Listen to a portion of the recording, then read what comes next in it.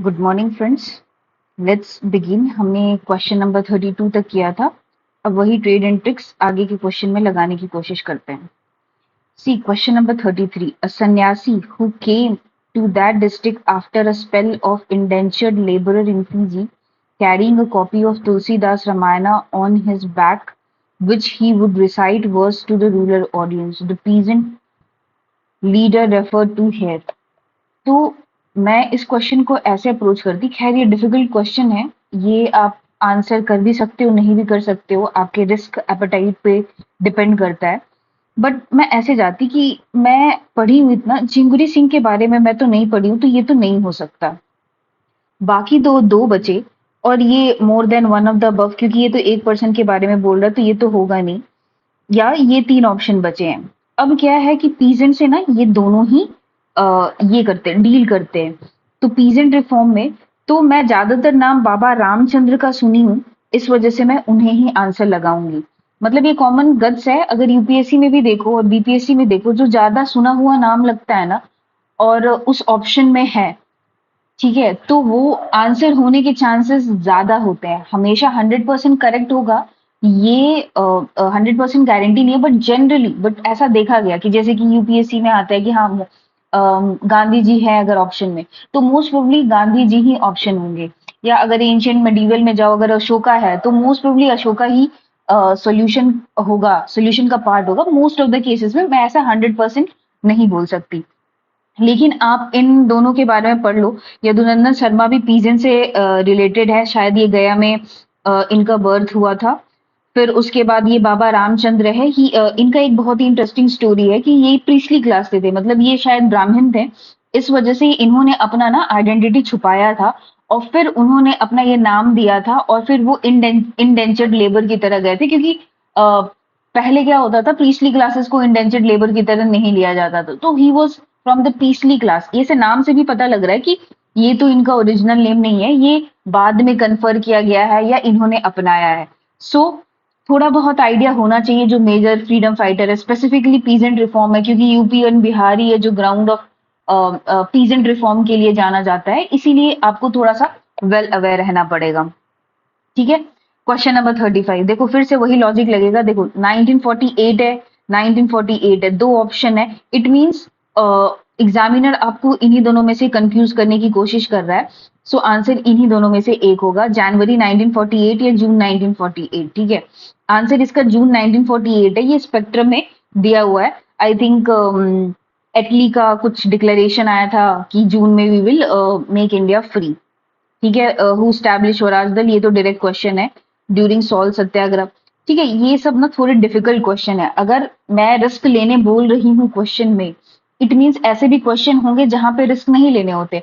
अगर मुझे इस क्वेश्चन के बारे में बिल्कुल भी आइडिया नहीं है, तो मैं इसे हाथ नहीं लगाऊंगी, बिकॉज 1/3 नेगेटिव मार्किंग है। हमारा रिस्क एपेटाइट थोड़ा सेंसिबल होना चाहिए। हम उसी क्वेश्चन को हाथ लगाएंगे जहां थोड़ी लॉजिक, थोड़े क्या है ना, नॉलेज बेस काम आ रही है। अब मुझे पता है कि अरे इसमें तो चलो हाथी क्या है, डेवलपमेंट तो नहीं होगा, बट ऑब्वियसली क्योंकि ऐसे बोल के उस जमाने में तो कोई टैक्स नहीं लेता होगा, मलबा होगा। बट ये बहुत ही कंफ्यूजिंग है, तो मैं ऐसे क्वेश्चन को ना ये कर दूंगी, छोड़ दूंगी। और मैं सजेस्ट करती हूँ कि अगर कोई भी क्वेश्चन में अगर कुछ लॉजिक, एटमोलॉजी कुछ भी नहीं लग रही ना, तो आप भी स्किप कर सकते हो। मैं बोली कि आप 20 से 25 क्वेश्चन छोड़ सकते हो अगर अपना नंबर, क्योंकि नेगेटिव मार्किंग है, पहले तो नेगेटिव मार्किंग नहीं थी, तो आप 150 के 50 कर सकते थे। ठीक है। 38 ये भी डायरेक्ट क्वेश्चन है। ये भी बहुत बार पूछ चुका है बीपीएससी, ये भी बहुत ही कॉमन है। 40 हु लेट द कल्टिवेटर्स, ये भी बहुत ही फेवरेट क्वेश्चन है। ठीक है। अब ये क्वेश्चन देखो 41 भी। In ancient times the area to the south of Ganga was known as. ठीक है। मैं पहले इसे छोड़ देती, मैं फर्स्ट राउंड में इसे अटेंड तो नहीं करती। मैं सेकेंड राउंड में इसे सोचती, तो मैं ऐसे सोचती, तक्षशिला तो है, अगर इंडिया का ये मैप देखो तो तक्षशिला तो समवेयर यहाँ रहता है। ठीक है। चोला यहाँ पे आएगा। अन, अनातरा मुझे नहीं पता क्या है। More than one and above तो ये हो नहीं सकता है। चोला हो सकता है क्योंकि गंगा यहाँ बहती है, तो साउथ ऑफ गंगा यहाँ होता है। तो ये थोड़ा कंफ्यूजिंग क्वेश्चन है, ये आप क्वेश्चन स्किप कर दो। अगर मैं होती तो मैं स्किप कर देती। खैर शायद इसका आंसर ई है, नन ऑफ द अबव है शायद। इसका आंसर मैं देख के बता दूंगी नेक्स्ट क्लास में कि इसका आंसर क्या है, ठीक है। अब ये देखो 42 है, when did use of iron age begin, ठीक है। तो आपको पता होगा कि आईवीसी के समय या स्टोन एज के समय में तो नहीं हुआ था। जब भी आई थी तो वैदिक पीरियड में आई थी। आयरन एज को वैदिक पीरियड को आयरन एज बोला जाता है। तो अब देखो 12,000 साल पहले, 6,000 साल पहले, 9,000 साल पहले, कितना ही एब्सर्ड लग रहा है। क्योंकि यहाँ तो हम लोग ना मतलब वो थे प्री हिस्टोरिक, वो जो पत्थर मेगालिथ और वो सब से काम आता है। अगर थोड़ा सा भी आपको टाइमलाइन याद रहे तो 1500 बीसी से हमारा वैदिक पीरियड स्टार्ट होता है। तो बट ऑब्वियस है कि इसका answer none of the above होगा। हिस्ट्री में स्पेसिफिकली, मैं मॉडर्न हिस्ट्री में भी बोलती हूँ कि थोड़ा टाइमलाइन का ध्यान रखना है, एंड थोड़ा एशियन टाइम का भी ना टाइमलाइन ध्यान में रखना है। ऐसा नहीं कि एग्जैक्ट डेट याद रखना है, बट ये पता होना चाहिए कि हाँ इसके बाद ये आया था, एंड फेयरली इसके बाद या इसके साथ ये था। तो उससे क्या होता है ना, क्वेश्चन सॉल्व करने में ऑप्शन पढ़ने के बाद बहुत ही आसान हो जाती है, ठीक है। तो ये पता होना चाहिए था, क्योंकि आईवीसी वगैरह जो एंशियंट एंड मेडिवल है, वैदिक को ही आयरन एज बोलते हैं। एंड टाइमलाइन थोड़ा सा भी पता हो तो हाँ भाई 1500 से हमारा वैदिक पीरियड स्टार्ट होता, तो 1500 बीसी ही होगा आंसर, या नियर अबाउट वैसा हो सकता है, ठीक है। According to rock inscription Sudarshana Rudradaman, ये तो बहुत ही आसान क्वेश्चन है। देवघर, ये तो गुप्ता है, ठीक है। तो ये सब बहुत ही आसान क्वेश्चन है। मुकद्दम चौधरी, ठीक है। अब ये देखो मैं जो बोल रही थी ना कि ऐसे क्वेश्चन जो बहुत ही सुने हुए लगते हैं, जैसे कि मैंने बताया था मौर्य का जब अशोका है ऑप्शन में तो होगा, वैसे ही जब भी विजयनगर होगा ना तो कृष्ण देव राय मोस्ट प्रोबेबली उसका आंसर वही होगा। एंड शायद इसका भी आंसर कृष्ण देव राय है, क्योंकि ये इतने बड़े किंग थे ना, इन्होंने अपने कार्यकाल में बहुत सारे काम किए थे। तो मोस्ट प्रोबेबली चांसेस है कि इन्होंने भी कुछ किया होगा। इसीलिए मैं बोलती हूँ कि ऐसे क्वेश्चन अटेंड कर लेने चाहिए अगर आपका रिस्क एपेटाइट है तो। मैं नहीं बोल रही कि आपको करना ही करना है। अगर आपको नहीं पता कृष्णदेव राय दिख गया तो मैं लगा दूंगी, बट एक बार पढ़ो कि क्या ये रिफॉर्मेटिव है। Who among the following famous ruler founded the suburban township of Nagalapuram near Vijayanagara after his mother name. तो अब इतना बड़ा राजा है तो वो कर सकता है कि नहीं। हरिहरा बुक्का तो फाउंडर ही थे। जो जो फाउंडर होते हैं ना उनके पास ना फिनेंसेस बहुत कम होती है। अगर आप दिल्ली सल्तनत का भी पढ़ोगे तो स्टार्टिंग में वो आए थे ना, तो वो पुराने ही हिंदू के ही स्ट्रक्चर पे उन्होंने अपना कंस्ट्रक्शन करना स्टार्ट किया था। दिल्ली सल्तनत में बहुत ज्यादा नहीं हुआ था, फिर मुगल में धीरे धीरे पैसे आए तो उन्होंने करने लगा। उन्होंने कंस्ट्रक्शन किया और काफी मार्वेलस थिंग उन्होंने कंस्ट्रक्ट किया। सिमिलरली अगर ये ऑप्शन में देखें तो हरिहरा और बुक्का तो फाउंडर थे। तो हरिहरा बुक्का जब फाउंडर थे तो ऑब्वियस सी बात है वो एडमिनिस्ट्रेशन में फिनेंसेस उनके कम होंगे, तो वो बस चलाना कुछ कर सकते हैं। आप अगर याद करो विजयनगर के, तो अगर कंस्ट्रक्शन में किसी का भी नाम आता है तो देवराया 1 आता है, देवराया 2 आता है और कृष्ण देवराया आता है, ठीक है। ये तीनों बहुत इंपॉर्टेंट है जिन्होंने बहुत कुछ बनाया है। तो देवराया 1 और देवराया 2 तो है नहीं, सिर्फ कृष्ण देव राय है। तो मोस्ट प्रोबेबली ये आंसर होगा, हरिहरा और बुक्का नहीं होगा। मैं इस तरीके से सोचती, इसीलिए मैं बोल रही थी कि थोड़ा बहुत टाइमलाइन और थोड़ा बहुत फेयर आइडिया भी हो ना। आपको एग्जैक्ट पता नहीं था बट आपको पता है कि हाँ भाई कंस्ट्रक्शन जो विजयनगर में किए थे वो देवराया 1 थे, देवराया 2 थे और कृष्ण देवराया थे। ये भी लॉजिक लगा सकते हो कि ये हरिहरा और बुक्का है, ये फाउंडर थे विजयनगर एम्पायर के। और जब जो फाउंडर होते हैं ना उनके पास अचानक से फाइनेंस नहीं आ जाते हैं कि वो इतना बड़ा कंस्ट्रक्शन करे। वो धीरे धीरे जब मैच्योर होती है कोई भी किंगडम, तब वो बहुत ज्यादा उसमें डेवलप करने लगते हैं अपना स्ट्रक्चरल या कुछ भी चीज बनाना हो कॉमोमोडेट करने के लिए। तो वो जब मैच्योर होने लगते हैं या बीच में पहुंचते हैं तब ज्यादा होती है, ठीक है।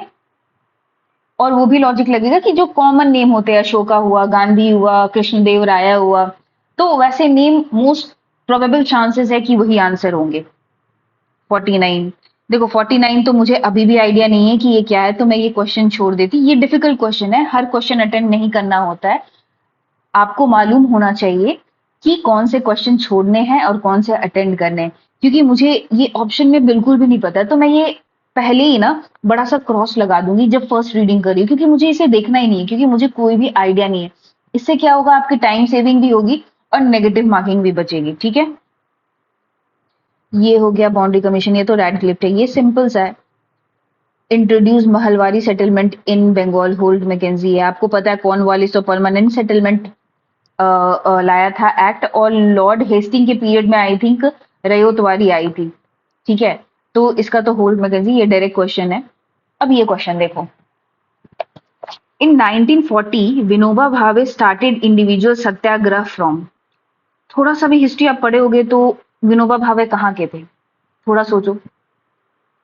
गुजरात के थे, महाराष्ट्र के थे, केरला के थे। केरला का तो नाम नहीं लग रहा है विनोबा भावे, तो केरला तो नहीं होगा। ठीक है, विनोबा भावे बेसिकली महाराष्ट्र से थे, तो उनका बॉर्न एंड ब्रॉटअप जो भी था महाराष्ट्र में हुआ था, और वो बूधन और ग्रामदान मूवमेंट के लिए जाने जाते हैं। तो क्योंकि उस सिनेरियो से हम लोग जानते हैं, तो उनका थोड़ा बहुत हिस्ट्री पता हो। अगर ये महाराष्ट्र के तो बट ऑब्वियस है महाराष्ट्र के होंगे। ठीक है, तो सिंपल सा ये भी कभी कभी ये भी दिमाग लग जाता है कि ये आते कहाँ से है, उससे भी सॉल्यूशन मिल जाती है। तो थोड़ा बहुत फेयर आइडिया हो कि विनोबा भावे हैं, वो महाराष्ट्र से बिलोंग करते थे, तो ये क्वेश्चन आराम से हो जाएगा। ठीक है, मॉन्सफोर्ड, ओके। ये है कैबिनेट मिशन है, मैं जो आपको बोल रही थी ना कि मॉडर्न हिस्ट्री के भी थोड़े टाइमलाइन आपको पता होगा। ऑगस्ट ऑफर आया था, फिर क्रिप्स आया था, फिर कैबिनेट आया था, और लास्ट में माउंट बेटन प्लान आया था। तो यहाँ पे कहीं पे भी ना independence to establish a national government, कहीं पे भी ना इंडिपेंडेंस की बात नहीं कही गई थी। जो भी बात हो रही थी कॉन्स्टिट्यूशनल अरेंजमेंट की बात हो रही थी। तो ये जिन्ना का डिमांड के लिए तो होगा नहीं, नेशनल गवर्नमेंट फॉर्म करने के लिए तो होगा नहीं। तो बहुत ही लॉजिकल सा लग रहा है कि कॉन्स्टिट्यूशनल अरेंजमेंट है। आपको पता होगा कि अगस्त में बोला था कि चलो मेजोरिटी ऑफ द इंडियंस है वो फॉर्म करेंगे। फिर क्रिप्स मिशन हुआ, तो वो बोले नहीं नहीं सारे इंडियंस ही कॉन्स्टिट्यूशन फॉर्म करेंगे। तो वो भी किसी कारणवश रिजेक्ट हो गया, तो फिर कैबिनेट मिशन आया। ठीक है, तो थोड़ा बहुत फेयर आइडिया भी होगा, तो ये क्वेश्चन हो जाएगा कि कॉन्स्टिट्यूशनल अरेंजमेंट के लिए होना चाहिए। एक्चुअली ये सब एग्जाम में ना डेप्थ ऑफ द नॉलेज कोई कोई क्वेश्चन आ जाता है, नो डाउट थोड़े बिहार से रिलेटेड है, तो बिहार का थोड़ा डेप्थ नॉलेज होना चाहिए। लेकिन डेप्थ ऑफ द नॉलेज से ना ब्रेथ ऑफ द नॉलेज होना बहुत ज्यादा जरूरी, कि आप आसपास का कितना नॉलेज आपके पास है। अब ये क्वेश्चन देखो, ये बहुत ही इंटरेस्टिंग है। अब कौन ही ऐसे बुक में, ठीक है मिल जाएगा आपको क्योंकि बहुत सारे बुक हैं, बट कौन ही इतना फैक्चुअल चीज याद रखेगा। लेकिन यहाँ पे आपका कॉमन सेंस काम आएगा। क्वेश्चन नंबर 55 में आप देखो, who among the following made an offer to Humayun that he would surrender Bihar and pay annual tribute of 10 lakh dinars if he was allowed to retain Bengal. Options देखो ढंग से। बहादुर शाह, ये कहां से होगा? बहादुर शाह तो लेटर मुगल है, पढ़े होगे, तो ये तो ऑप्शन ऐसे ही चला गया। ठीक है, बैरम खान, बैरम खान जो थे वो शायद मिलिट्री से कुछ रिलेटेड थे।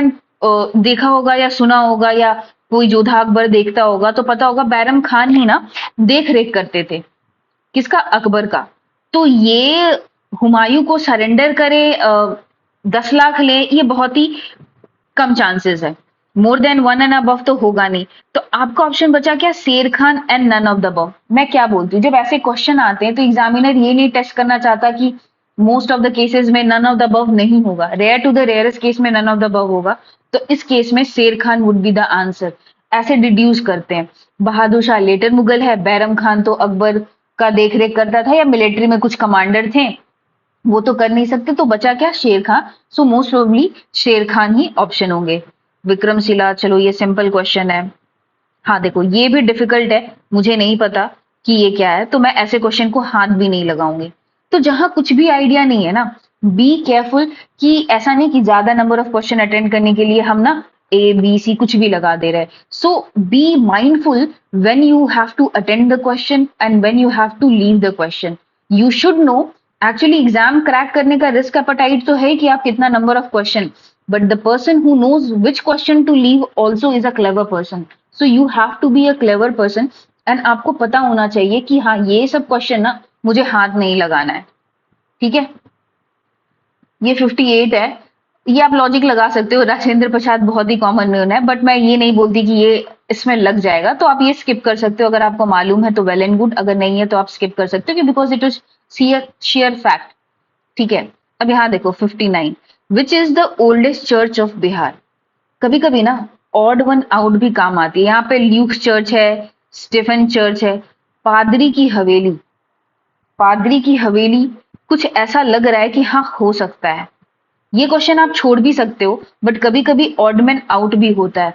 तो पादरी की हवेली में जाती, यहाँ पे कोई ऐसा लॉजिक नहीं है, ये नॉनसेंस लॉजिक है, बट कभी कभी ना ऑड वन आउट भी काम आ जाता है कि पादरी की हवेली है। आपने पढ़ा है तो वेल एंड गुड, नहीं पढ़ा है तो आप स्किप कर सकते हो। आप 25 क्वेश्चन स्किप कर सकते हो, 20 से 25 क्वेश्चन आप आराम से स्किप कर सकते हो, ठीक है। ये देखो, the late actor Kumudlal Ganguly, Ganguly क्या हुआ, बंगाली हुआ, ठीक है। Also known by his stage name Ashok Kumar, was born in which of the following cities of Bihar. मैं ऐसे, मुझे कोई भी आइडिया नहीं है, बट मुझे ये आइडिया है कि ये बंगाली है।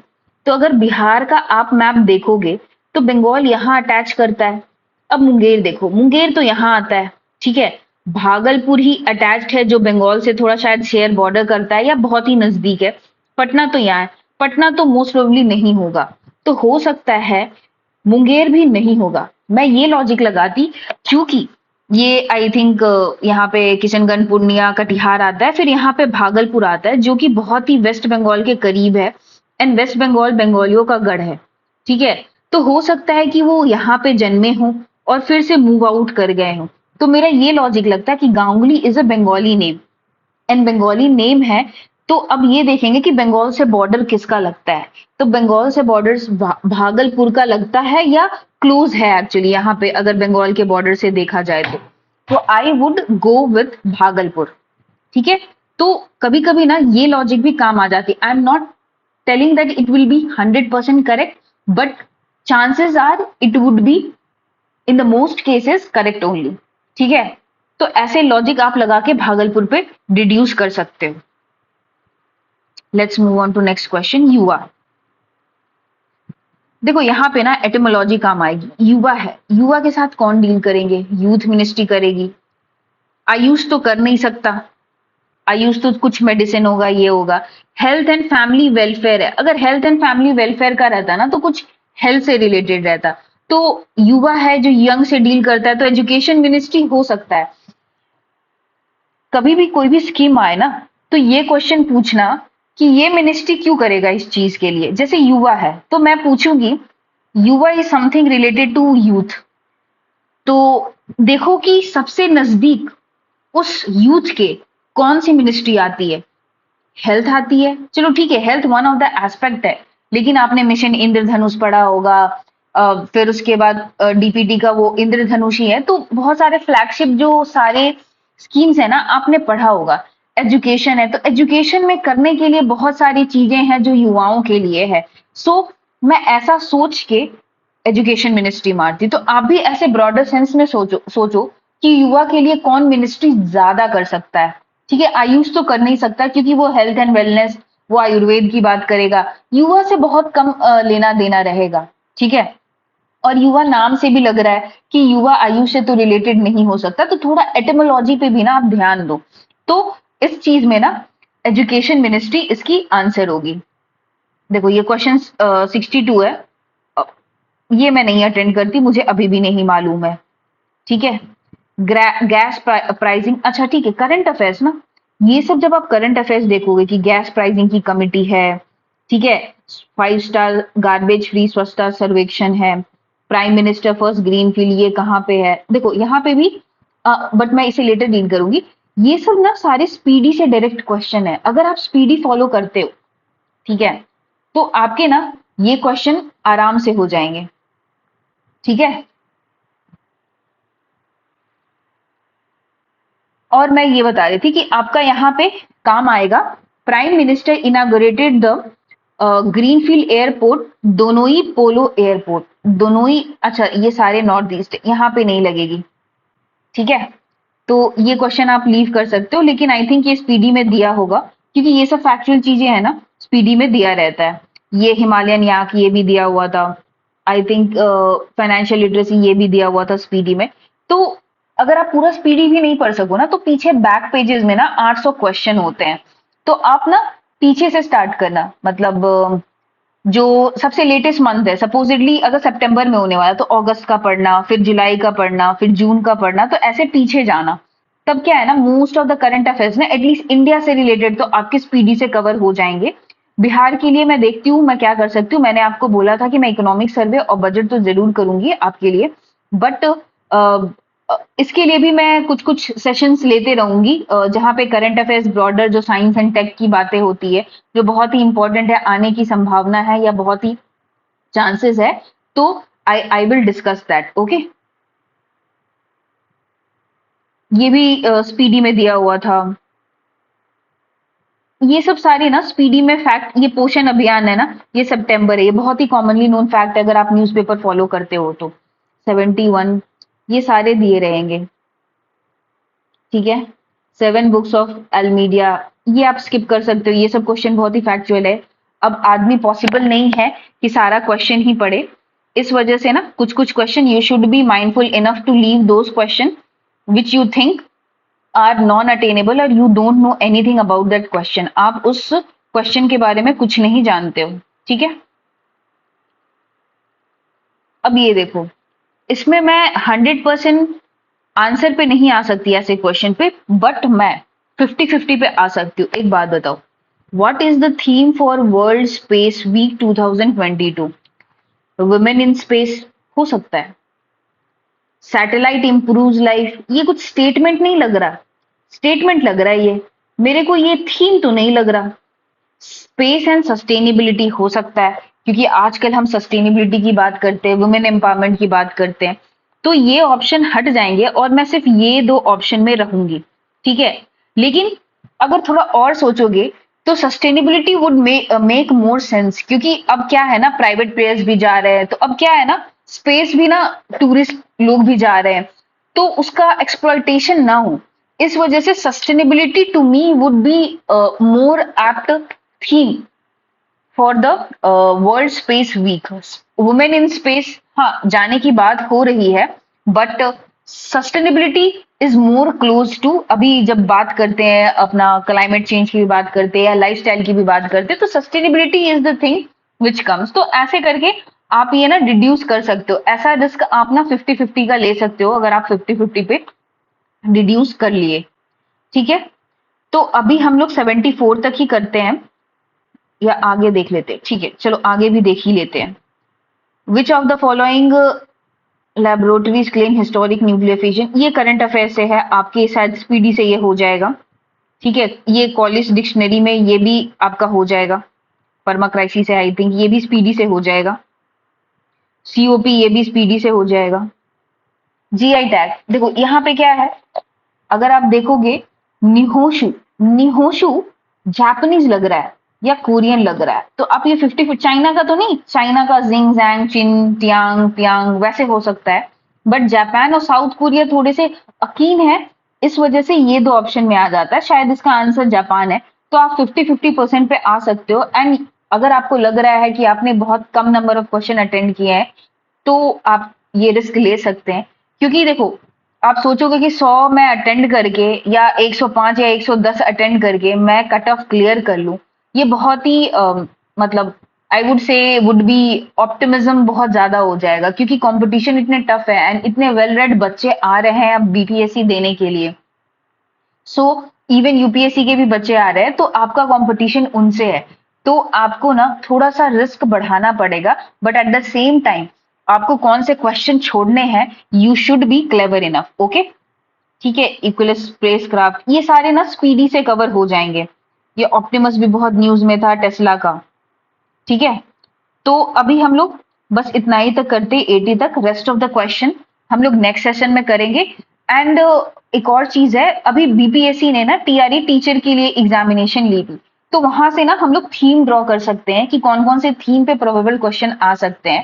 क्वेश्चन पेपर तो बहुत ही इजी बहुत ही फैक्चुअल था, बट आप बीपीएससी के क्वेश्चन जो रीसेंट क्वेश्चन है ना, वो थीम उठा सकते हैं कि हाँ ये थीम से, जैसे मुझे अभी याद आ रहा है कि टीचर में ना उन्होंने डायरेक्ट बिहार सेंसस से कुछ एग्जैक्ट फिगर पूछ लिया है, तो आपको उसके लिए रेडी होंगे कि हाँ ये कास्ट ये है जो भी उन्होंने सेंसस किया है, तो उसके बारे में फिगर्स आपको एग्जैक्ट पता होना चाहिए। तो एक्चुअली बीआरई का मतलब जो टीचर ट्रेनिंग का मैं एक बार पेपर लूंगी और मैं आपको बताऊंगी कि कौन कौन से थीम इंपॉर्टेंट हो जाते हैं जो कि 70th बीपीएससी के लिए इंपॉर्टेंट है, ठीक है। Take care. Till then, bye. Stay tuned.